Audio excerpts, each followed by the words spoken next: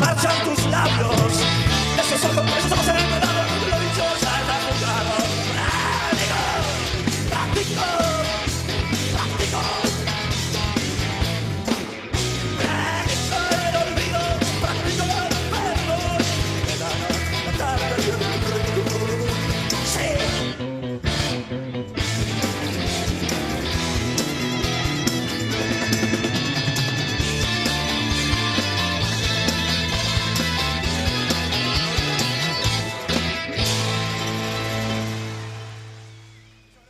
Hola, hola, ¿cómo están? Bienvenidos a Puro Cuento, un streaming de pura letra en el que hablamos, pensamos y discutimos desde la literatura y hasta donde nos lleven las palabras.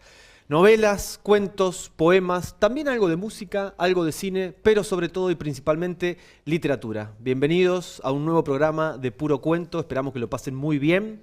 Mauro Gentinetti, Franco Rosso, mi nombre es Santiago Alasia. ¿Cómo están, señores? ¿Cómo andás, Santiago? ¿Cómo va, Mauro? Cada vez mejor te sale. Muy bien. Sí. Bueno, vamos practicando. Solo hace falta que me nombres bien el apellido y mira, ahí estamos. Perdón, Gentinetti. Gentinetti. Para los amigos. Cada programa lo articulamos alrededor de una palabra disparadora o eje conceptual. En este caso, lo que nos va a organizar un poquito las lecturas que les vamos a compartir es lo monstruoso. Monstruos, monstruosidades, lo monstruoso en la literatura. Exacto. Pero, bueno, para hablar de lo monstruoso, tenemos que hacer una brevísima historia moderna, digamos. ¿Por qué? Es amplia, pero vamos a hacer un resumen bastante breve de los monstruos en la literatura. Ajá. Y lo podemos dividir en dos o tres paradigmas, digamos, a lo largo de la historia. Podemos hablar de empezar comentando o diciendo, solamente nombrando los monstruos antiguos, como el Humbaba en el Gilgamesh, que ahí un poco que representaban a los miedos, a lo desconocido, a lo divino. En la literatura, los monstruos, en la antigua literatura, estaba representado así. Después viene algo a romper ahí con eso, que tenemos que hablar ya en 1818, Mary Shelley con Frankenstein, ¿no? Un clásico. Un clásico que rompe, digamos, con algo. Es un libro paradigmático. Pero ahí siempre lo monstruoso estaba fuera del hombre, ¿no? Estaba puesto en algo, en un objeto, en un monstruo justamente, ¿no? Proyectado en un hacia algo, afuera. estaba proyectado hacia afuera. De lo humano. Lo monstruoso era ajeno a lo humano. Un hasta cuerpo ahí. extraño. Exactamente. Esta obra es una obra cumbre de la monstruosidad no natural, porque viste es muy científico, está creado por la ciencia este monstruo. Sí. Y luego de Frankenstein, para hacer otro paradigma, digamos, en la literatura, 70 años después de esto, aparece Stevenson con Dr. Jekyll and Mr. Hyde. Stevenson acá lo que hace es que el monstruo es el mismo humano, digamos, ¿no? Entonces ahí podemos empezar a hablar del término monstruosidad, ¿no? El hombre transformándose en hombre, o sea, disociándose más un monstruo psicológico, digamos, ¿no? Bien. Más allá de la imagen fea, de la imagen del miedo, de lo ajeno. Como una característica interior. Como que la monstruosidad se empieza a instalar dentro de la misma persona, una característica de la persona humana. Bueno, está buena esta introducción que nos traes, Franco, porque nos permite como empezar a situarnos para ver cuáles son las escenas de lectura que rescatamos para hoy ilustrar esta idea de la monstruosidad, lo monstruoso o los monstruos. Y como siempre decimos, escenas de lectura tienen que ver con recordar no solo el contenido puntual del libro que leímos, que tiene que ver con lo monstruoso en este caso, sino también el alrededor. Dónde lo leímos, dónde lo compramos al libro, dónde estábamos cuando ese texto nos marcó. Mauro, Gentinetti, ¿te parece que empecemos con vos? ¿Qué nos trajiste para escena de lectura Lo sobre lo monstruoso en monstruoso? una escena de lectura. Bueno, traje una obviedad. A ver. Bueno, perdón. No podés ser No sé, genial todo el tiempo. No se puede. No podés ser original todo el tiempo, es verdad. Te lo Bueno, permitimos. Frankenstein recién lo nombró Franco. Me acordé de este libro, La mujer que escribió Frankenstein, de Esther Cross, una escritora periodista argentina. Lo leí en un ámbito escolar. Me acuerdo haberlo leído en buena parte en un ámbito escolar, en medio de clases, en medio de sala de profesores, en medio de tiempos muertos. Ajá. En medio en la monstruoso escuela. también la sala de profesores, ¿no? Bueno, no sé, lo voy a dejar a tu criterio, ¿no? Pero creo que si pudiéramos hacer la metodología Frankenstein y reunir las partes ahí de todos los personajes que estamos presentes en esos lugares, saldría un personaje interesante. Un engendro. Un personaje interesante. Y en la escuela en general, ¿no? Bueno, pero digo, para quienes transitamos esos lugares también existen esta posibilidad a veces de leer en medio del ruido, en medio del bullicio general. Sí. No sé si ustedes pueden hacerlo, No, yo pero no a puedo mí hacerlo. me funciona de poder centrar la mirada y la cabeza en algo. ¿Puedo decir 2 cositas del libro? Dale. Tengo 20 cositas, pero digo Decilas, 2 cositas. Bueno, decí 3. Decí 3 o 4 Bueno, también. ¿qué dice Esther Cross de la mujer que escribió Frankenstein? Que Mary Shelley no podría haber escrito otra cosa que no fuera este personaje. Se pregunta todo el tiempo, ¿cómo es que esta mujer a inicios del siglo XIX construye esta idea, este monstruo, este primer personaje monstruoso de la literatura? Lo hace porque su vida familiar y porque su contexto histórico así se lo marcaba. Mary Shelley nace y a los 10 días muere su madre. De chica visitaba el cementerio donde estaba su tumba para escribir y leer en la tumba de su madre. Tuvo 4 hijos, solo uno sobrevivió a ella. Los otros 3 murieron, uno en la cuna, otro a los 2 años. Uno de los varones, ella lo entierra en el cementerio de Roma y cuando vuelve a visitarlo ya no estaba más su tumba.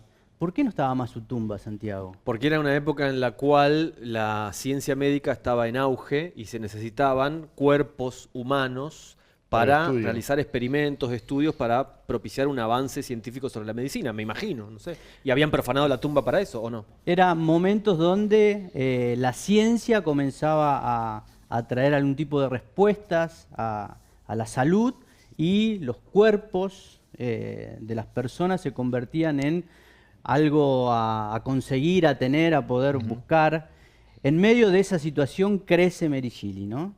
En medio de cuerpos que desaparecían, tumbas profanadas, y donde, por ejemplo, la exhibición, el morbo, también estaba presente en el común de la época. Era tiempo de los frikis de la feria, por ejemplo. Claro. ¿no? Claro. Los que se exhibían De circo. del circo. Y en medio de Exacto. todo eso, en medio de su propia relación con la muerte, en medio de este contexto de cadáveres y de tumbas, nace, como no podría ser de otra manera, dice Esther Cross, Frankenstein. Muy bueno. O sea que ahí hay una relación interesante que podemos empezar a establecer acerca de cómo el clima social ayuda a la literatura, al escritor, para generar el monstruo que la época necesita. Más que romper con una representación de la época, en este caso al menos, Mary Shelley se vale de la realidad y la expone. Marca como si todo fuera como si todo lo malo, feo, desagradable, deshumanizado que está pasando, ella dice, che, pero esto es lo Muestra que su estamos viviendo". contexto. Sí, no, y sobre todo esto, lo que estamos viviendo tiene algo de monstruoso, ¿no? Ese es el ejercicio que me parece que se puede extraer de esta mirada literaria sobre el tema. Bueno, perfecto. ¿Santiago? Sí, Contanos tu escena de lectura. bien, perfecto. Yo traje un cuento de Daniel Moyano que se llama justamente El monstruo y que lo leí hace muchos años en una cabaña perdida en algún pueblito de las sierras de Córdoba, me acuerdo, que no tenía luz eléctrica ni agua potable. Fueron Interesante. unas vacaciones muy, muy rústicas de mi parte. Hermoso. Y el cuento de qué se trata. En un pueblo del interior, en un pueblo ignoto del interior, aparece un monstruo, que es una especie de homínido gigante, como una especie de abominable hombre de las nieves, Sí. o de pie grande, peludo, con un rostro levemente humanoide, una voz que emite una especie como de gemido lejanamente similar al lenguaje humano. Y las autoridades del pueblo lo que hacen es exhibirlo en una jaula en el medio de la plaza pública para que toda la gente pueda ir a verlo y pueda ir a regodearse con la visión de este monstruo. Mira, justo que hablábamos de la feria de los frikis. Algo así. Algo así. Replicando eso. Exactamente. El protagonista del cuento, que no es el monstruo, el protagonista del cuento es un gris oficinista que está asolado por el tedio y la rutina de su trabajo, y cuando lee la noticia de la irrupción de este monstruo, de la aparición de este monstruo, se fanatiza tanto que empieza a coleccionar artículos periodísticos sobre el monstruo, se compra una cámara fotográfica, se compra instrumentos de medición. ¿Para qué? Para viajar y para ir a verlo en vivo y en directo al monstruo. Hasta que habla con su jefe, cuando le tiene que pedir la licencia para ir a ver al monstruo, y el jefe le dice, pero no, ¿para qué va a perder tiempo en ver eso? Si eso es algo de todas las épocas tuvo monstruos. Deje de mirarlo asombradamente, deje de mirar este hecho como un hecho excepcional y se va a acostumbrar a que hay monstruos y ya no va a tener ganas de salir, de perder tiempo en ir a ver al monstruo. Como que es una moda, digamos. Y va a pasar. Exacto, y entonces lo que pasa es que el cuento nos va contagiando cómo se le va automatizando la mirada a este oficinista hasta que pierde interés en ir a ver al monstruo. Y entonces me hizo pensar si acaso la monstruosidad de algo, de un hecho, de un ser o de un evento, está en algo del orden de la sustancia misma del ser o del hecho o del evento, o depende de la mirada asombrada con la que veamos a lo monstruoso. Exacto. Como si el monstruo también necesitara de la mirada que reconoce lo monstruoso. Que lo revele como tal, como monstruoso, como excepción. ¿Era un monstruo bueno o era un monstruo malo? Es muy buena la pregunta, porque el protagonista, nunca se sabe si el monstruo era bueno o malo, pero el protagonista se fanatiza tanto con el monstruo que también empieza a despertar empatía y compasión por el monstruo y empieza, a diferencia de toda la población que va para burlarse del monstruo, el protagonista empieza a imaginarlo como un ser bueno. A quererlo. Empieza a quererlo, exacto, empieza a imaginarlo como un ser que sufre ante la mirada burlona del resto de la sociedad. Le ve la parte humana, digamos, al monstruo. Empatiza con él, Sí. siente compasión. No, porque lo monstruoso también tiene esa connotación que tiene lo diferente, lo extraño, a veces negativa o peligrosa, ¿no? El Frankenstein de Mary Shelley tampoco era malo. Ujú. No, ¿Mm? tal cual. Sin embargo, lo que construyen su maldad, su fealdad o lo que fuera, son los otros, los que miran. Exacto. Bien. Franco, Bueno, yo tengo una escena de lectura de la época también de la secundaria. En la biblioteca de la escuela, me acuerdo, que a esto lo leímos con mi amigo Fabián, lo voy a nombrar. Era un cuento de lectura obligado, digamos, de la secundaria, pero la verdad que nos partió la cabeza en ese momento y quedamos muy asombrados. El cuento era, viniendo más para estos pagos, de Horacio Quiroga, El almohadón de plumas. otro ¿No? clásico. Un clásico también.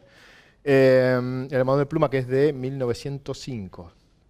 Está incluido en Cuentos de amor y locura y de muerte, ¿no? Ujú. Exactamente.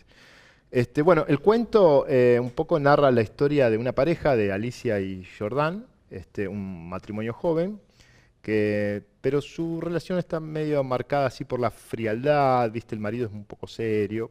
Bueno, conviven, se van a vivir un poco en esta luna de miel, digamos, de ir a los primeros momentos del matrimonio, ¿no es cierto? Entonces debería estar todo bien. No, está todo bien, supuestamente, pero Alicia empieza a enfermarse y empieza con una palidez, empieza a estar débil, y los doctores no dan con qué es lo que puede tener.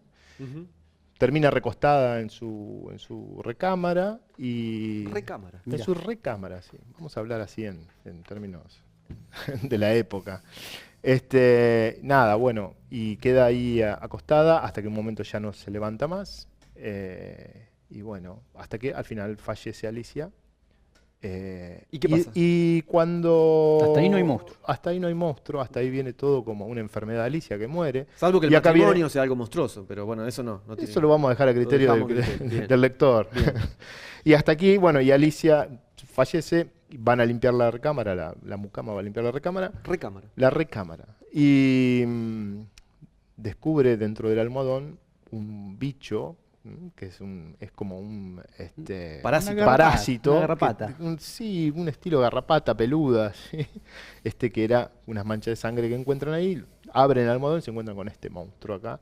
Y eso es la parte como más impactante, digamos, de este cuento de Quiroga. O sea que al final el parásito le fue chupando Chupando la sangre hasta dejarla seca. a la ahí. protagonista, al personaje, Exactamente. hasta, digamos, hacerla morir. Exactamente. Bueno, es un cuento clásico. Es un cuento ¿no? clásico, Porque, exactamente. Sí. pues ya le contamos el final también. el Y final bueno, del Y capítulo. bueno, pero Perdóname, no se puede hacer un programa de literatura sin spoilear nada. no, O sea, algo hay que spoilear. El algo bicho hay en que spoilear. cuestión, ¿es un monstruo?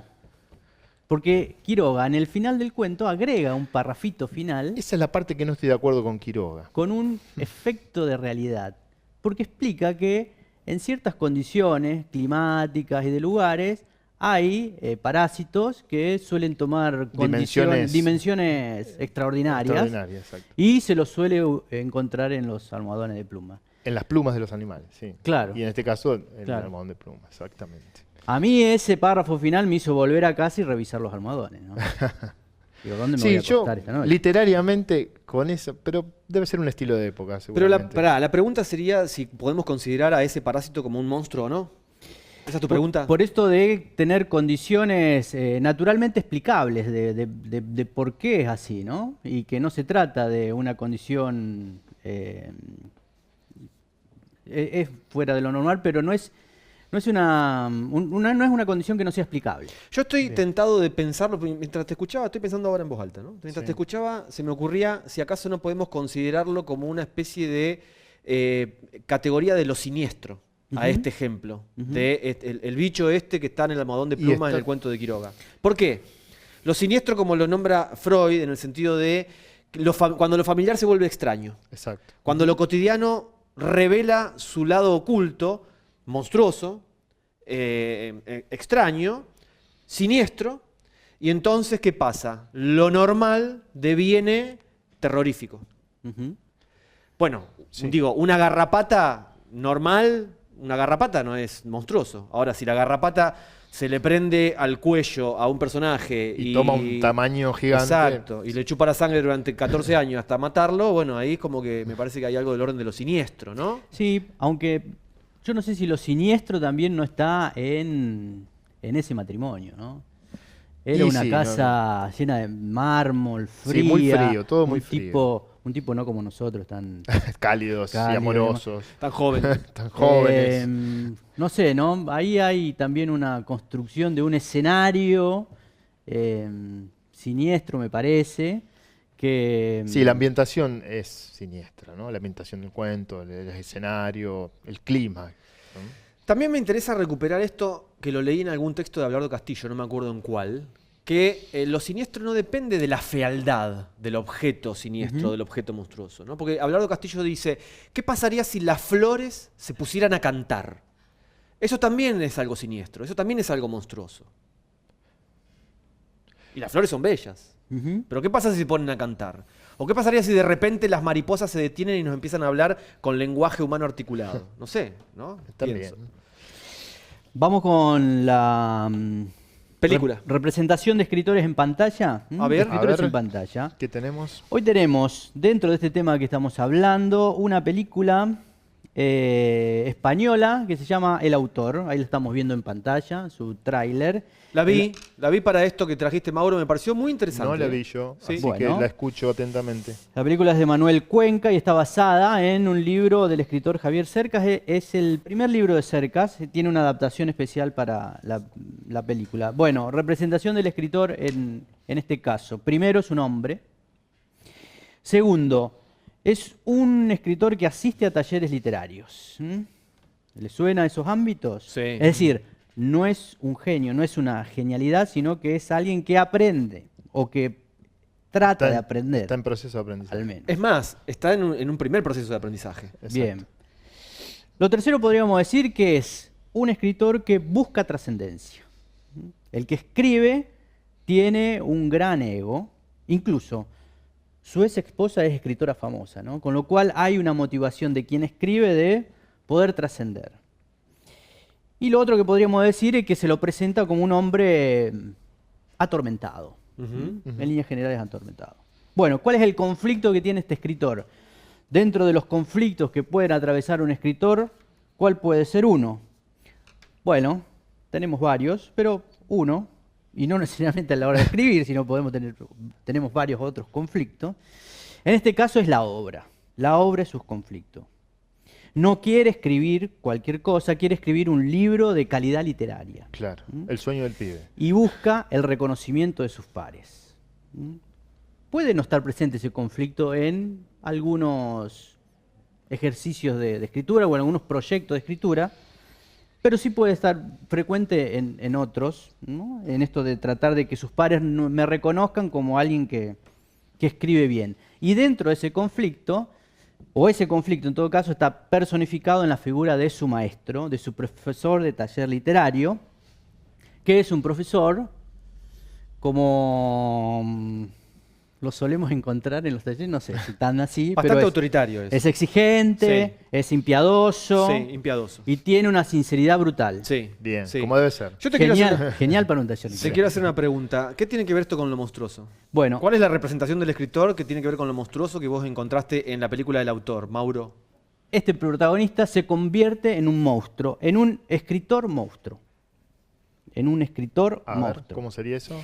Bueno, él no tiene tanta creatividad como pensaba, así que tiene que salir a buscarla afuera.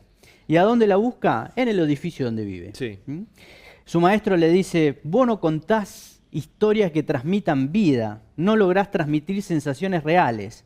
Entonces, si no puedo hacer eso, ¿qué hago? Dice el protagonista. Trato de tomarlas de la realidad. Entonces se la pasa generando situaciones con los vecinos para que eso le disparen escenas para su escritura. Si no puedo simular la historia Busca la escribiendo, voy a simular La va a situaciones generar. reales. Y la va a generar. Y en Eso- todo caso, la escritura se convierte en un acto de transcripción. Sí. Vos sabés Lo que que veo, lo transcribo. mientras veía la película me hizo recordar otra escena de lectura de un texto de Liliana Hecker que se llama De lo real, en donde el protagonista es un gran lector, un eximio lector, muy exquisito, y que un día decide dar el paso y ponerse a escribir. Y se lo dice a la esposa, se lo anuncia. Querida, se terminó mi vida como lector, hoy voy a dar el salto cuántico hacia la escritura.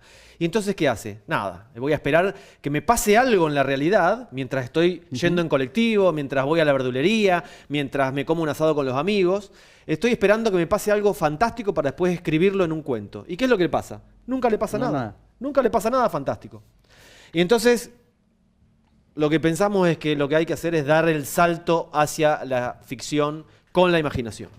Para completar esta idea de monstruo, la película agrega una imagen corporal, porque este escritor, para poder llevar adelante sus proyectos de escritura, lo hace desnudo. Bien, no tenemos Se más desnuda. tiempo, Mauro. ¿Nos vamos con Quería algo de que música? nos vamos ustedes con me algo de cuenten música. si escriben Sí, desnudo o no. Nos vamos con algo No. de música. No, escribimos vestidos. Bueno, Che, nos vamos con algo de Alan Parsons Project.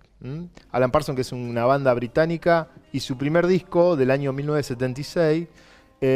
¿Sabes lo que hace? Agarra 7 cuentos de Alan Poe, de Edgar Allan Poe, y los hace música. 7 cuentos de Alan Poe y los hace música. Edgar Allan Poe. Uno de esos cuentos que vamos a escuchar ahora es El barril de amontillado. Muy bien. Así que cuando quieran, Nos vamos lo con eso. escuchamos y nos vamos con eso. Es un disco para escucharlo completo. Gracias. Nos vemos. Hasta la próxima. Chau, chau.